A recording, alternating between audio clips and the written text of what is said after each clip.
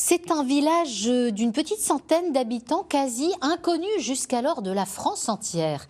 Hattonchâtel, en Meuse, un village pourtant qui se retrouve parmi 14 autres villages pour devenir, qui sait, prochainement, peut-être le village préféré des Français, émission présentée par Stéphane Bern sur France 3. À vous de voir, à vous de voter. En attendant, sur place, on n'est pas peu fiers. C'est un reportage de Lodoïs Gravel et Frédéric Madiaye.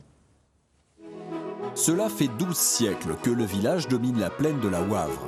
Plusieurs fois détruit, mais à chaque fois reconstruit, Hattonchâtel, c'est à l'origine le lieu du château de Hatton, le 29e évêque de Verdun. C'était une place forte, ça a été une place forte, c'était le siège de l'évêché de Verdun, donc c'était important. Il y a eu un rayonnement qui allait au-delà des limites du village, au-delà des limites de la commune, du département, donc c'était vraiment une place forte. Une place forte défendue par son château, détruit à 3 reprises au XVIIe siècle, puis lors de la Première Guerre mondiale. Il a été reconstruit dans les années 20 grâce à la bienfaitrice du village, Miss Belle Skinner, une philanthrope américaine qui a découvert la Meuse grâce à Raymond Poincaré. Elle suivait la Croix-Rouge américaine. Elle était millionnaire, elle voulait aider, elle voulait œuvrer en France. Et c'est lui qui l'a envoyée sur la Meuse. Elle a commencé différents villages dans la Meuse à aider. Et c'est surtout à Hattonchâtel qu'elle a pu œuvrer, qu'on l'a laissé faire. Donc c'est comme ça qu'elle va refaire le château, l'école, l'église, les rues, l'eau courante, la mairie, le lavoir, l'électricité, 4 autres maisons, tout.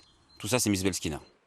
Hattonchâtel attire chaque année des milliers de visiteurs venus admirer le patrimoine, mais aussi la vue dégagée à plus de 50 km à la ronde.